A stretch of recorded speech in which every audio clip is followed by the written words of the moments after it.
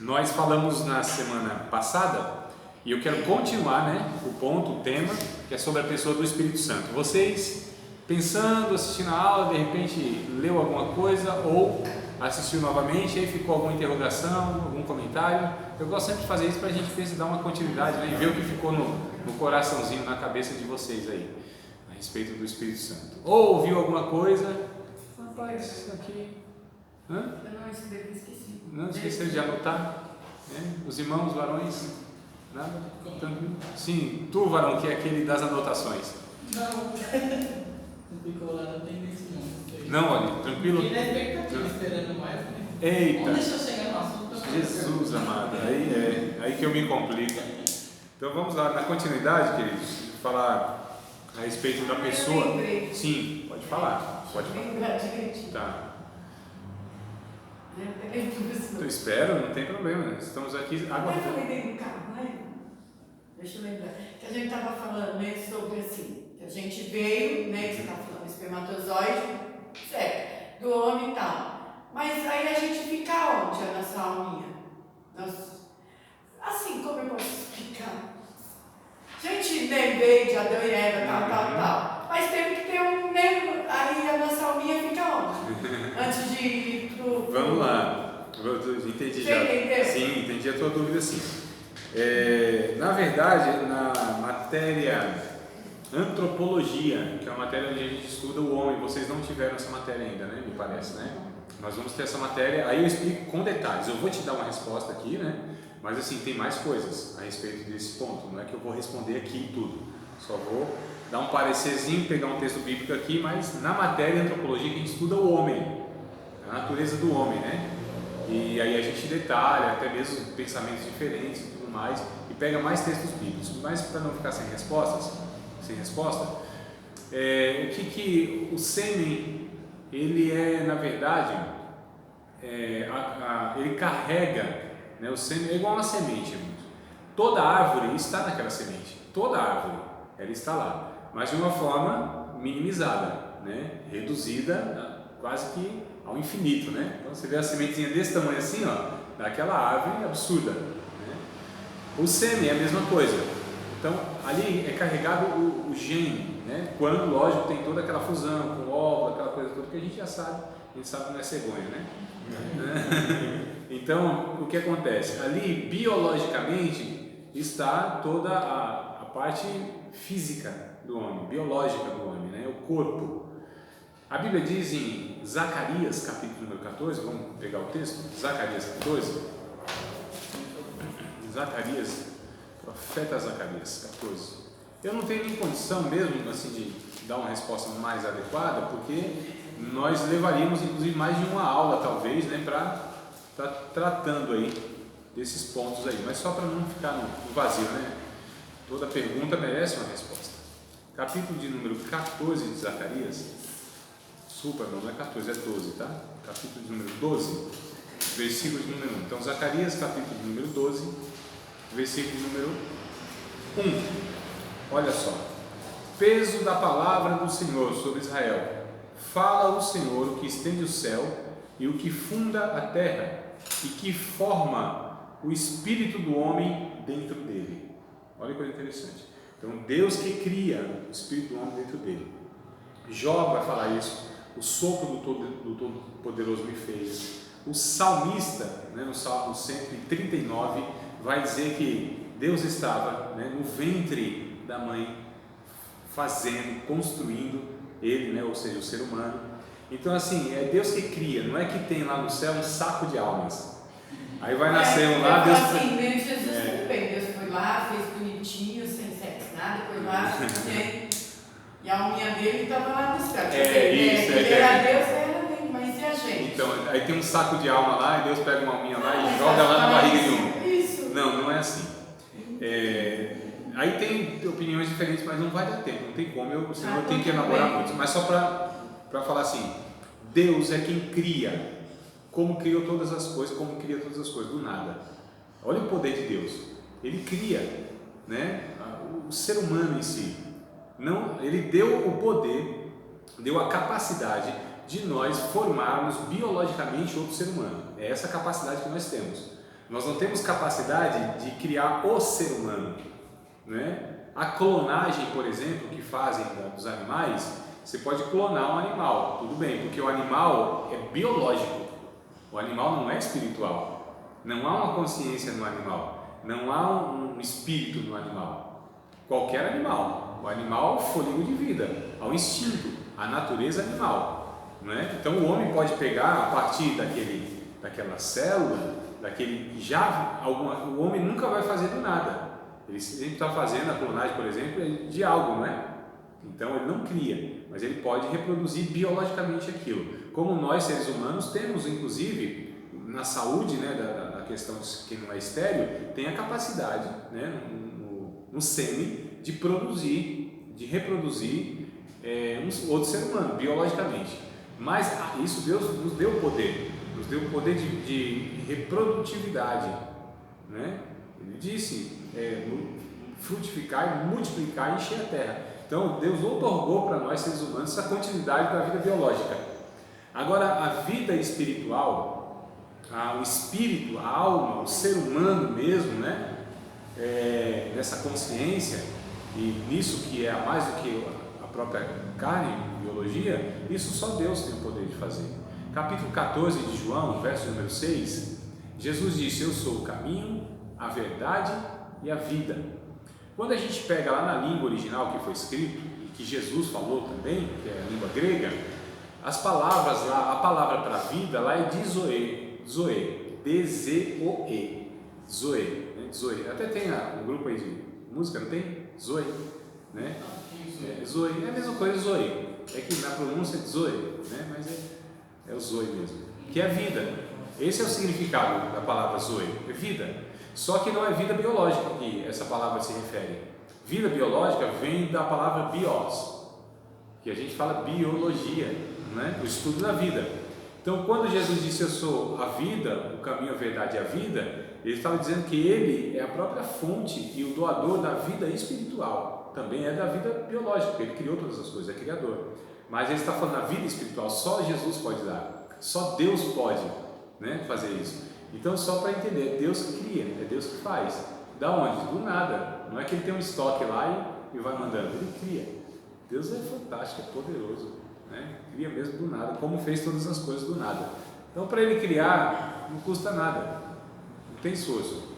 Para ele recriar, inclusive, todas as coisas, para ele ressuscitar uma pessoa que morreu, para Deus não tem dificuldade alguma. Porque aquela tese mesmo, então uma filha de alma, vai você.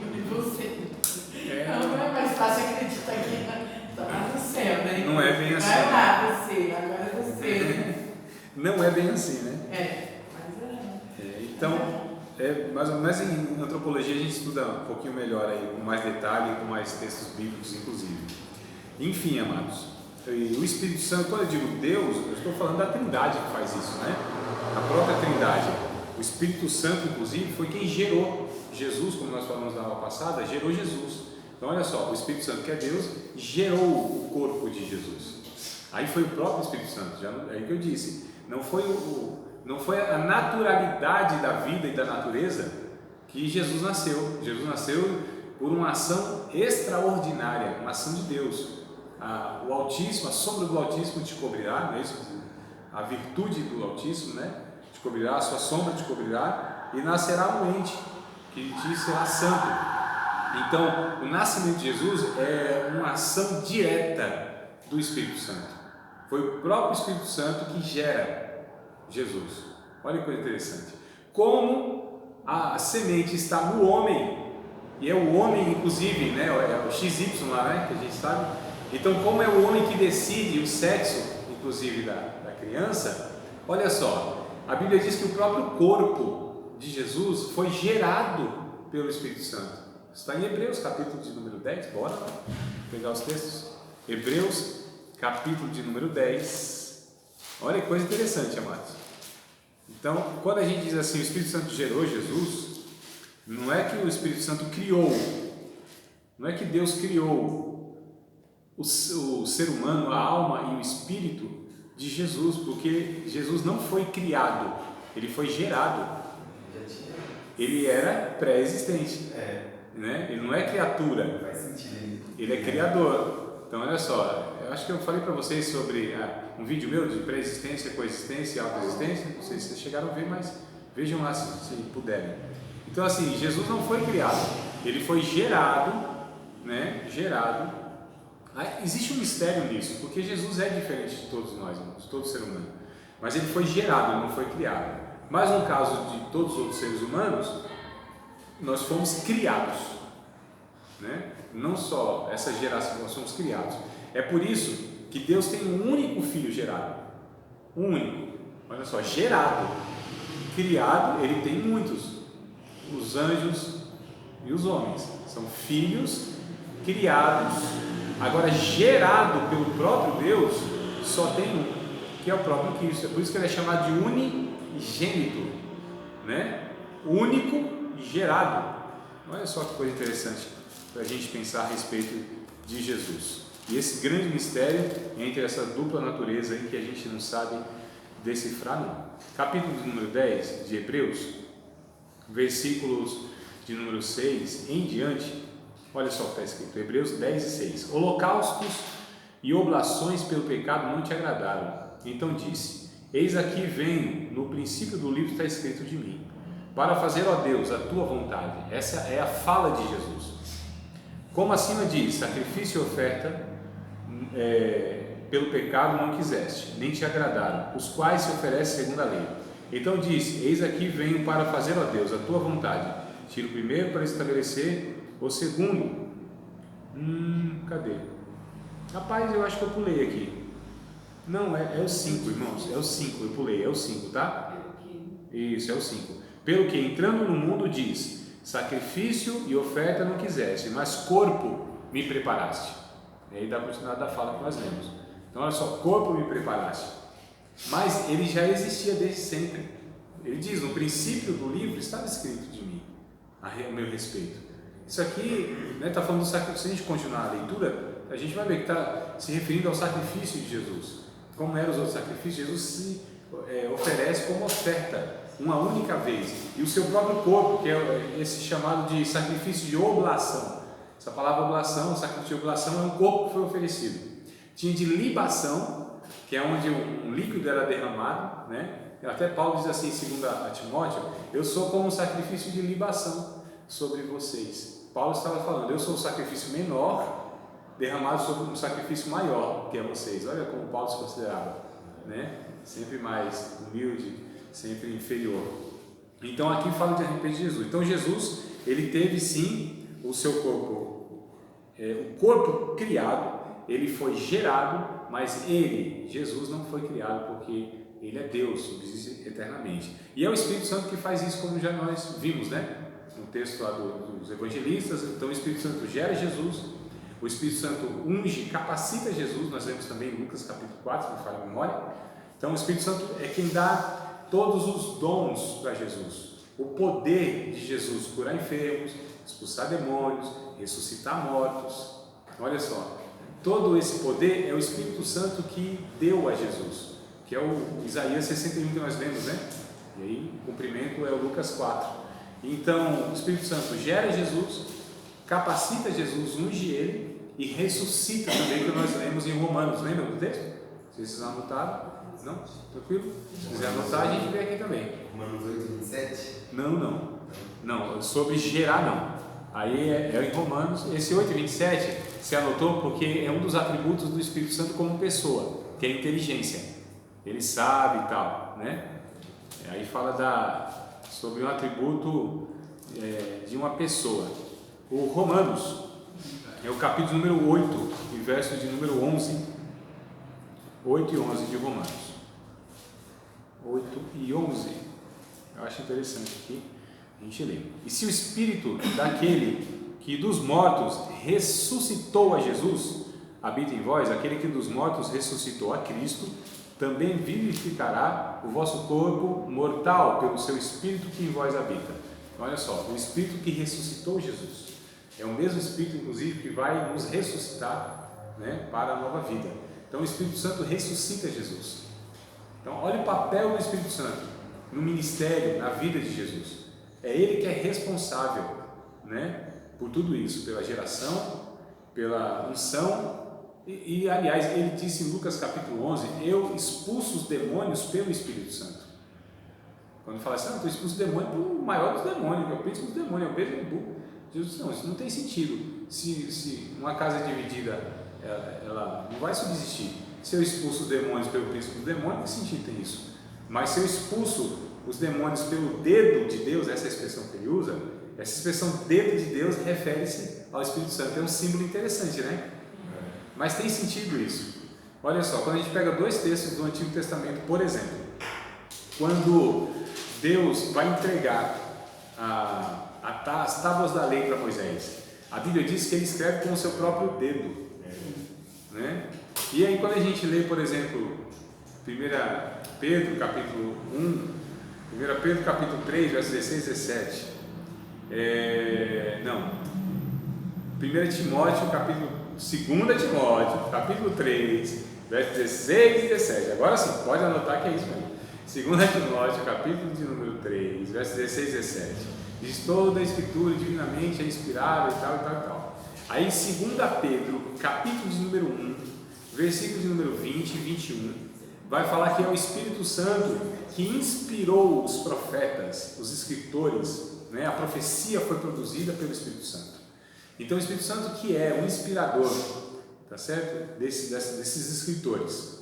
Então veja bem, quando os magos lá de Faraó, em Êxodo, eles fazem um monte de feitiçaria, e dá certo mesmo. Umas lá, só para a gente entender, né? Dá certo mesmo. Olha só que o diabo também tem uma certa ação nesse mundo aqui, nesse sentido. Só que quando Moisés opera um milagre lá, eles não podem repetir aquele milagre. Eles não podem fazer aquilo. Eles não têm poder para fazer aquilo. Tipo assim, ó, a gente tem um limite até aqui. Aí eles falaram assim, a gente não pode fazer isso não. Isso aqui é o dedo de Deus. Essa é a expressão, né? Ou seja, aqui é o Espírito Santo, aqui é Deus, aqui é a obra divina, e aí não tem como. Então, de fato, tem marcas que irmãos, quando o Espírito Santo, é por isso que alguns perguntam assim para mim, até nessa matéria, né? Eu vou falar para vocês aqui hoje, se der tudo certinho, minha programação na mente aqui, a função do Espírito Santo, que é levar as pessoas ao arrependimento, a reconhecer Jesus. Tá certo? É isso que o Espírito Santo faz. Pensem comigo, vejam se faz sentido ou não o que eu vou falar para vocês. Porque perguntam assim, mas André, sei lá, o diabo, gente que não serve a Deus, gente que não ama a Deus, gente que de fato vive na idolatria, na feitiçaria, ou alguma coisa desse tipo. É possível que o Espírito Santo use essas pessoas, né, dessa forma. Por exemplo, vai lá o Pai de Santo e diz lá para a pessoa, olha, você precisa oferecer para o orixá tal e tal coisa que você vai estar sendo curado, tá? E faz isso e é curado. Fala, André, mas pode ser Deus? E no catolicismo, que você vai lá e faz lá uma promessa para o santo fulano de tal, né? Cada santinho tem uma finalidade específica, né? Por isso que tem aí, acho que mais de 1.200 santos catalogados no catolicismo, no mínimo. Então o que acontece? E se eu faço isso, né? Tal, e aí sou curado, tem como ser Deus? Na minha opinião, não. Por quê? Veja bem, se a função do Espírito Santo é levar as pessoas a Cristo, a se arrepender e reconhecer Jesus como Salvador, então como que o Espírito Santo vai agir na vida dessas pessoas para contribuir para que elas deem louvor e reconheçam, no caso, entidade, estátuas, etc. e tal? Eu acho uma coisa que não tem lógica, é por isso que eu tiro essa conclusão, né? Então a função do Espírito Santo é esta. João capítulo 16, vamos ler o texto? Capítulo 16. O Espírito Santo não veio para substituir Jesus como alguns pensam, né? Jesus foi ao céu e iam ficar órfãos ao povo, que ele disse, o Espírito Santo viria para substituir. Não. O Espírito Santo também é um consolador como Jesus, que ele disse, eu rogarei ao Pai e ele vos enviará outro consolador, né? Até a palavra outro aqui é muito interessante vocês guardarem essa informação, não sei se eu já falei para vocês. A palavra outro consolador, lá no capítulo 14 nós vamos estudar aqui os capítulos 14 a 17 do livro de João, porque é o texto, né? São os capítulos que mais descrevem o relacionamento da Trindade, irmãos, em toda a Bíblia. Olha só, se Deus quiser, na próxima aula, talvez essa no finalzinho, na próxima, a gente vai estudar sobre o capítulo 14 a 17 de João. Vai falar sobre a Trindade ali. Ali está a Trindade, Pai, Filho e Espírito Santo. É onde se descreve essa relação com maior intensidade. Mas no capítulo 14, quando Jesus disse, né, eu não vos deixarei órfãos, levarei o Pai, e ele vos enviará outro Consolador. Essa palavra também, outro, na língua grega, ela quer dizer outro da mesma espécie, da mesma natureza. Tem duas palavras, né, para outro no grego, que é héteros e allos. Héteros, né? Já captaram aí, né? Hétero quer dizer, é outro, é diferente. É um outro diferente, né? Não é homo, que é o mesmo. É hétero, né? Não é só para heterossexual que a gente usa esse termo. Heterogêneo, por exemplo, que não se misturam, né? Então tem héteros, é a palavra que pode ser traduzida por outro, na língua portuguesa e em outras línguas. Agora, allos, que é o que está nesse texto, na língua original, quer dizer, não é outro de diferente, que tem uma diferença, diferente de natureza, espécie ou gênero. É outro da igual natureza. Então, o Pai vos enviará outro Consolador, quer dizer, da mesma natureza do que a minha, quer dizer, o próprio Deus, né? Em espírito, né? O Deus Espírito virá. Olha que coisa interessante. E aí o capítulo 16, de João, a gente vai ver aí qual é a função, ou uma das funções do Espírito Santo nesse processo de salvação, irmãos, tá? Capítulo número 16, verso 8, 9, 10 e 11 diz assim: e quando ele vier, Jesus está falando a respeito do Espírito Santo, é só ler o verso 7, tá? Não, vamos ler então, né? Para pegar o texto completo aí.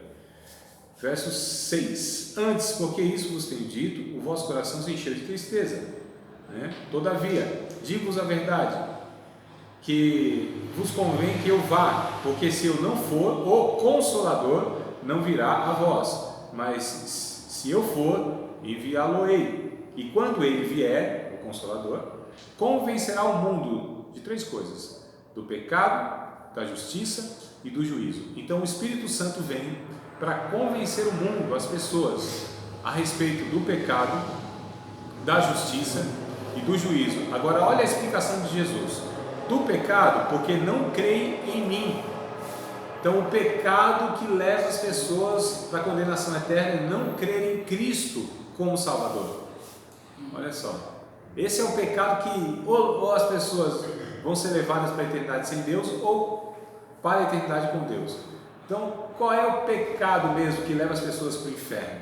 Beber, usar droga, trair, roubar, matar, um monte dessas coisas? Não, essas coisas não levarão as pessoas. Imagina só uma pessoa que moralmente ela é correta. É difícil de a gente achar, mas tem. É raro, mas tem. Talvez a gente tenha o privilégio de conhecer uma pessoa assim, honesta, bom pai de família, nunca olhou para uma mulher, vice-versa, né? Honesto, faz as coisas direito, paga imposto, não gosta de coisa errada, pessoa ética. É possível que aí, se o que leva as pessoas para a condenação eterna são cometer esses pecados, e essa pessoa que não comete esses pecados, então ela estaria salva, não é? Só que, e tem mais uma, nós cristãos, que nós nos consideramos salvos, né? Somos mesmo, por causa de Cristo. Se fosse essas coisas que levasse a gente para a condenação eterna, a gente estava perdido. Eu vou fazer uma pergunta, não precisa responder, tá? Depois de aceitar Jesus, depois de você se batizar nas águas, depois de você assumir cargos na igreja, depois de você fazer um bocado de coisa para Jesus, quem nunca mentiu? E olha que é um pecado assim bem complicado. João diz que quem mente, ele tem uma característica do diabo. E aí eu pergunto, quem de nós nunca mentiu? Não é só hoje não que eu estou falando. E hoje pode ser que não, né? Pode ser que não. Não, eu sei. Mas nesse tempo todo, lógico, a gente mentiu. Uma vez ou outra pode até não lembrar. Mas eu acho que não é um hábito, não é uma prática. Não é um hábito, não é todo dia, toda hora. Às vezes por necessidade. E aí depois você ainda fica assim, perdão, eu pequei. Mas mentiu. Mas mentiu. Então olha só, quantas vezes nós vamos mentir ainda? Ainda a gente usa aquela frase, eu sou mentir. Mas quantas vezes a gente vai mentir ainda? E se no dia que Jesus vier buscar a igreja, eu mentir naquele dia? Você entende que não são essas coisas que vão nos levar ou vão nos absolver da condenação eterna? É claro que eu não estou falando para que a gente viva de qualquer maneira, não é isso? Não é? Mas só para entender que não são essas questões. Vamos ler o texto de João, capítulo de número 3, versos 17 e 18, para saber o que leva o homem à condenação eterna e o que livra o homem da condenação eterna. João o quê? Capítulo 3, a gente vai continuar a ler o 16, nós vamos para o 3, tá? Só para parar no 8 aqui. Então ele convencerá do pecado porque não crê em mim. Então qual é o pecado que a gente chama de pecado mater? Pecado mãe. O pecado que gera todos os outros pecados. Esse é o pecado que gera todos os outros pecados. É esse aqui, né? Que é o que condena o homem. Versos de número 17 e 18. O 16 é muito conhecido, deixa para lá. Porque Deus enviou seu Filho ao mundo não para que condenasse o mundo, mas para que o mundo fosse salvo por ele. Olha o que Jesus diz: quem crê em mim não é condenado, mas quem não crê já está condenado, porquanto não crê no nome do unigênito Filho de Deus. Quem é salvo? Quem crê em Cristo. Quem será condenado? Quem não crê em Cristo. Basicamente é isso. Porque quem crê em Cristo vai levar uma vida, né, de arrependimento, de abandono do pecado. Isso é gradual, isso é pro resto da vida. Não vai ser uma pessoa que vive no hábito do pecado, porque quem vive no hábito do pecado, eu desconfio de ser salvo. Eu desconfio. Uma perguntinha, professor. Uns falavam que eu ia para o inferno, outros falavam que eu não ia para o inferno. Quem? Já falar comigo? Sim, então fale. Eu quero saber quem são esses advogados. Não, assim, eu fumei todo o meu tempo na igreja. Eu me batizei fumando, porque eu queria me batizar, não consegui parar. Eu fiquei 30 anos fumando. Sim. Faz 3 anos, mas eu sei que eu parei de fumar. Coisa boa. Eu sempre falo isso. Mas eu nunca deixei de ir para a igreja, não peguei cargo nenhum, porque eu achava que não era certo. Que eu acho que ia escandalizar a igreja, Sim. né? Eu acho que tem seu limite, Sim. né? Por causa dos padrões normais. Agora, biblicamente, eu ia para o inferno, não. Tá, deixa eu te falar uma ocasião que foi fato, parece engraçado, parece historinha, não é? Uma irmã disse para o pastor até Robson Cavalcante, vou dar os nomes só para vocês entenderem que não é historinha mesmo não é ilustração. E disse: pastor, eu aceitei Jesus faz pouco tempo, né? Talvez alguns anos, alguma coisa, mas pouco tempo. E disse assim: eu era uma pessoa, uma jararaca, ela reconheceu, eu era uma jararaca, sabe aquela mulher ruim, sogra ruim, mãe ruim, mulher, esposa ruim, ela falou, eu era uma jararaca, essa foi a expressão que ela usou.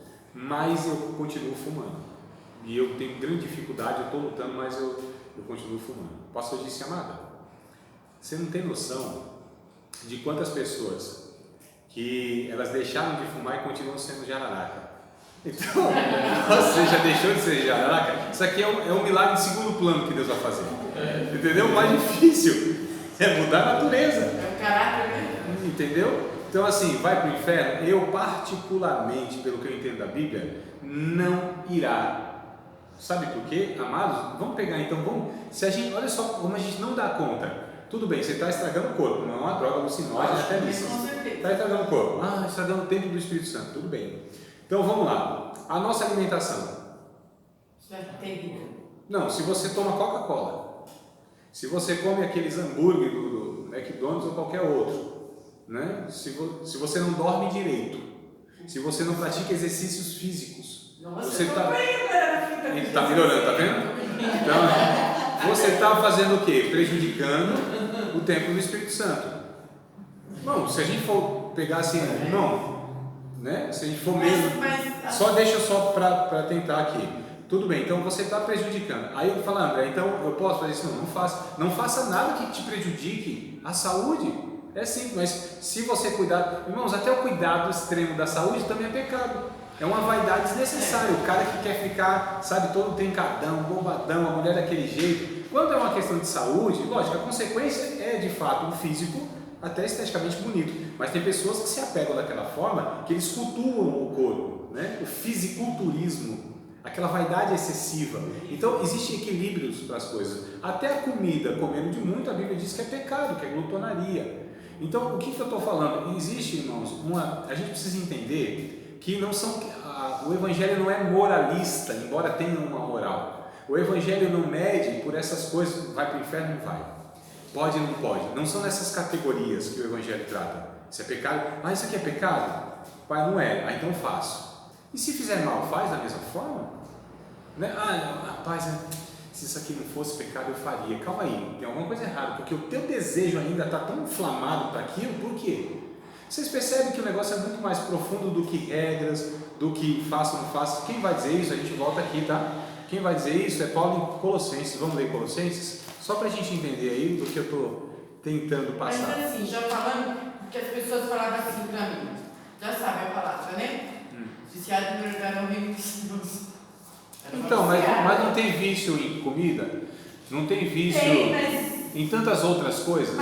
Por que o vício no cigarro só? O vício da bebida, da droga. Por que não o vício do café, da cafeína, do chocolate e de cristãos?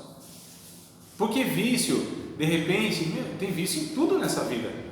Em TV e novela. E as irmãs noveleiras, como fica? Será que é assim que a gente vai medir? Vai para o inferno por causa disso ou daquilo? Não, amados. Deus julgará um caráter. Não julgará, sabe, esses mosquitinhos. Né? Porque quem fica. Veja bem, não, eu estou diante do pecado. Mas então, não, eu digo assim, não. Isso é a tua consciência e socialmente, Cláudio. Eu estou falando diante de Deus, eu estou falando de pecado. Isso é mosquitinho. Não é que o mosquitinho também faz mal e deve ser evitado. Mas não é esse mosquitinho que vai decidir a nossa vida eterna, nosso destino eterno. Não é isso. Então, lógico, a gente vai fazer essas coisas? Não. Tudo que a gente entende que é prejudicial, vamos deixar. Mas nessa paranoia aqui, a gente vai jogando todo mundo no inferno. E a gente vai pegando um monte de detalhes e jogando todo mundo no inferno. Quem tem esse hábito, quem tem essa prática, quem tem essa mentalidade, essa visão, irmão, isso é batata. Pode ter certeza que tem pecadão assim que passa, sabe, batido. Essas pessoas se importam muito com essas coisinhas, né? Olha, a vida de uma mulher santa não usa brinco, não usa batom, não usa calça, não corta cabelo, não sei o quê, e os homens não usam bermuda, e não deixa barbinha, e não sei, irmãos, via de regra, é batata. Pode pegar as pessoas que pensam que vivem assim. Quando você vai ver, são pessoas que muitas vezes escondem pecados no coração, grande parte delas, horríveis. Ódio, inveja, raiva, não sabe se relacionar com as pessoas, né? São gente julgadora mesmo, insensíveis. Então, é a minha experiência de 20 anos, 20 e poucos anos, com esse tipo de pessoa que tem essa mentalidade. Via de regra é isso.